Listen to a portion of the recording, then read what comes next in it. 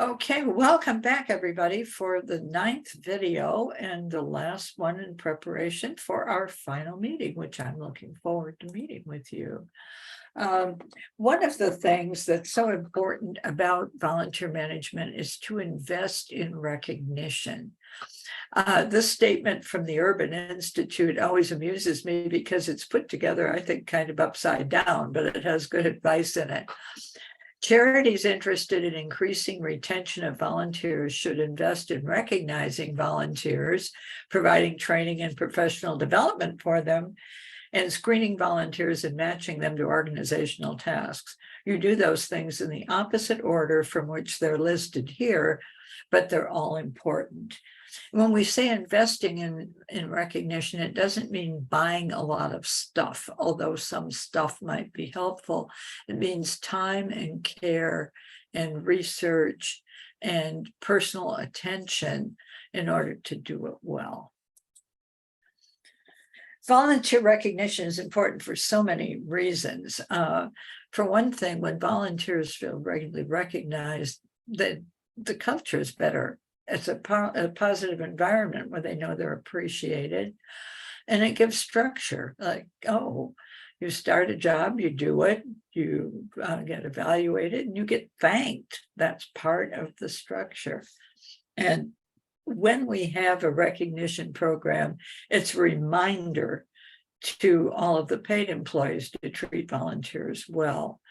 And for many people, the recognition is very personally rewarding, not because they're getting stuff, but because it's saying it matters that I'm here. I'm doing something that makes a difference, and I'm appreciated.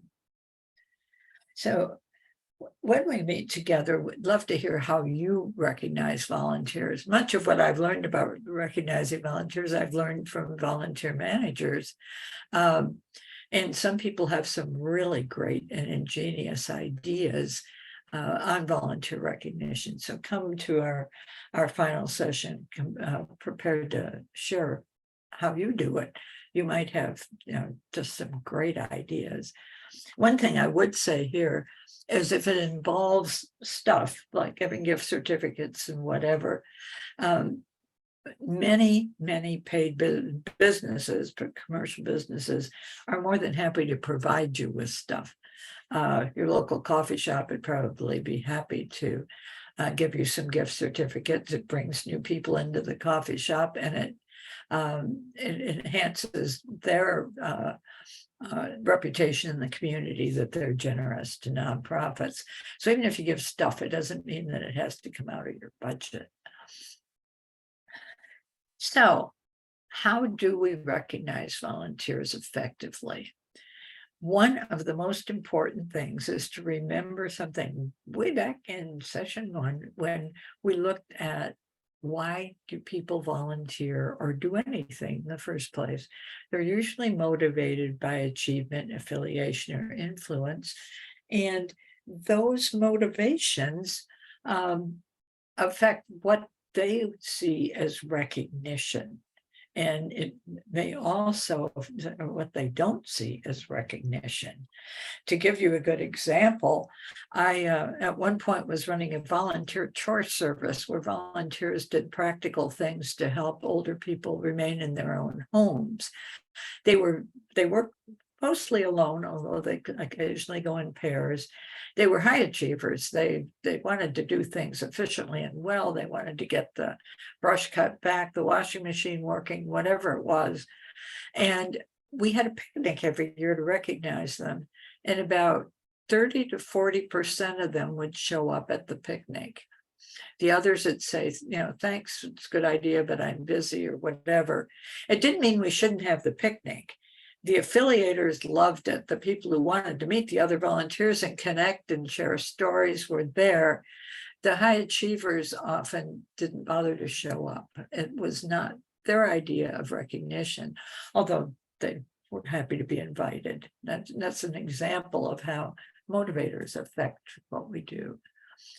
High achievers, on the other hand, want you to communicate the impact. I found out with the volunteer chore service that if I sent a personal note to each volunteer telling the impact of what they did, that was recognition. And also to acknowledge that we had a goal and we met it. That really is what achievers value, perhaps more than anything else.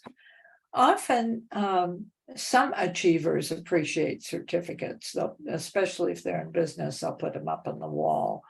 I tend to, I think I have enough of them to make wallpaper in a room, and I don't value them particularly, but that doesn't mean they shouldn't be given, because some people do appreciate them. Letters of recognition, or I'm sorry, of recommendation can be very useful if you have young people and they're looking at applying to colleges. Letters about their exemplary volunteer work are very important to them. And also a letter to their employer to put in their file saying they've shown these skills and done these wonderful things. Achievers appreciate that. Some achievers appreciate public recognition, others don't. And sometimes it pays to ask, how do you prefer to be recognized? For some, it's to end up with an article in your local newspaper about the great work they've done and the difference it's made will be wonderful. To others, it's just plain embarrassing. So you have to sort out sometimes what, if you're going to publicly recognize a high achiever, which one in your organization would appreciate this. Affiliators like to be recognized together, not separately. They're the ones who like the banquet and the picnic and the potluck and whatever. They like coming together. And they're the ones that are more likely to like things like T-shirts or bumper stickers, simply because it says I'm connected, I'm affiliated with this organization. And T-shirts, for people who like them, are wonderful because they see them as recognition and they become walking advertisements for your program. And for the cost of a T-shirt, you have advertisement that's going all over town.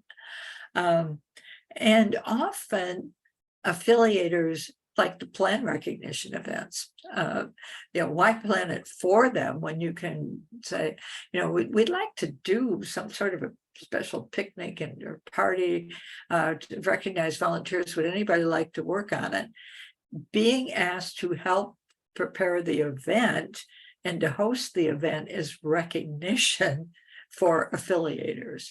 And if a volunteer manager is a high achiever and might not enjoy planning events, volunteers can really enjoy doing that.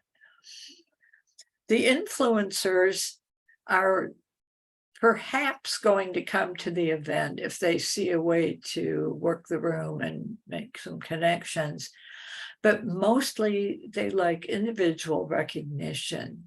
If you can promote them to a more responsible position and give them a title and give them some business cards, which they can use then to make contacts with other organizations, that's recognition for an influencer. Ask them for their ideas. Ask them to write up a successful project so it can be shared with the board.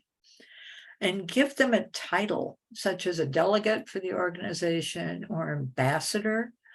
Our local Chamber of Commerce for years had ambassador members, and they were influencers who went to ribbon cuttings and other events and represented the organization. And to them, that was recognition. Let them participate, invite them to participate in decision-making. We're trying to decide whether to take on this new program, and we value your advice. And realize that they have networks, they have connections, utilize their networks. We have this new program we're starting. We're trying to figure out how to get information out into the community. How can you help us with that? What groups can you speak to? Where can you take our message? Would you be willing to talk to the mayor about it? They'd be much more effective than you would as a volunteer, than you as a paid staff person. and then get their advice on strategies. We'd like more people like you, how might we best reach other people in the community with influence and power who could help us. They love giving advice. That's part of, just part of their DNA. So when you are recognizing volunteers, the most basic recognition is make sure they're doing something meaningful. The second thing is to recognize their presence. Make sure a volunteer never comes in to start working in an organization on a shift without being greeted by name and welcome for being there, and that they never leave without being thanked. It takes what? 15, 20, 30 seconds to say, hi, Sam, so glad you're here. And then to thank Sam when he leaves, but it makes all the difference. Say thank you, thank you, thank you. I have yet to meet a human being who said that he or she was thanked too often. And then a promotion. If you can give, somebody can be a team leader. If somebody can help train the next class of volunteers because they know how to do it well, that promotion is itself recognition. We don't often think of it that way, but it can be very effective recognition. The golden rule is to thank people the way they want to be thanked. I've even worked with a couple of organizations that have, how do you prefer to be recognized as part of their application? And people are quite honest to say, I love parties, or I'd like a letter to go to my employer. They'll tell you and take advantage of that information.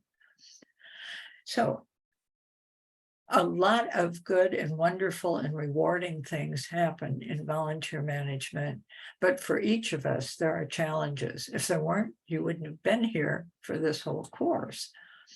In page 27 in your workbook, it looks at where you're going from here and what steps are you going to take to make a difference in your program.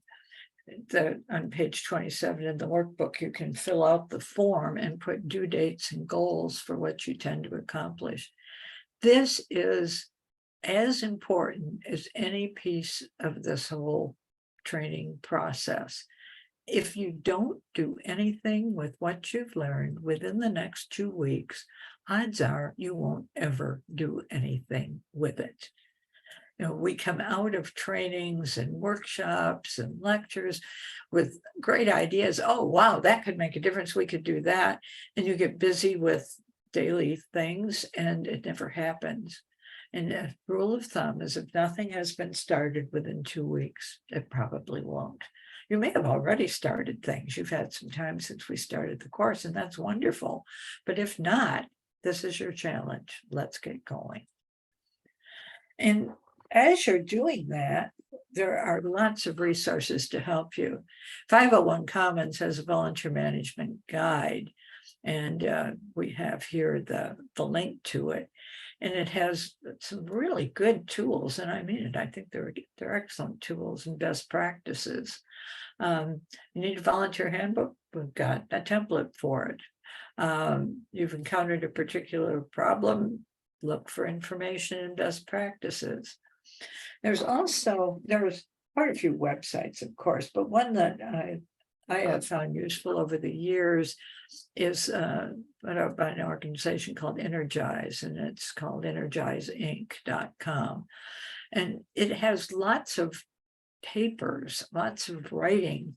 If you have a particular issue that you're trying to figure out how to deal with it, go to their site and use the search feature, and somebody may have written about it. You may find just what you're looking for there. It's always worth a try. And even if you don't find that, you'll find something else interesting, I can almost promise. And then Volunteer Match is a good recruiting source. You can post descriptions there and people will apply. It's particularly useful if you have things that can be done remotely, because anybody anywhere in the country or in the world can apply, and you can, have somebody design a great website or help you with an exit interview questionnaire, whatever it may be. But it also has a section called Learn on volunteermatch.org that is it is a learning center where you can put in questions, where you can find answers to questions, you can dialogue with other people in the field, and it's an evergreen site of information in a field where academic information is a little scarce. It's good to be able to find the information in places like this. So back to the purpose of this training. We've identified, I hope, the elements of effective volunteer management, and you've looked at them in terms of your organization.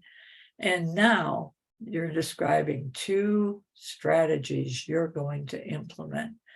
Be sure that you come to our final session ready to tell people what those 2 strategies are and how you're going to implement them.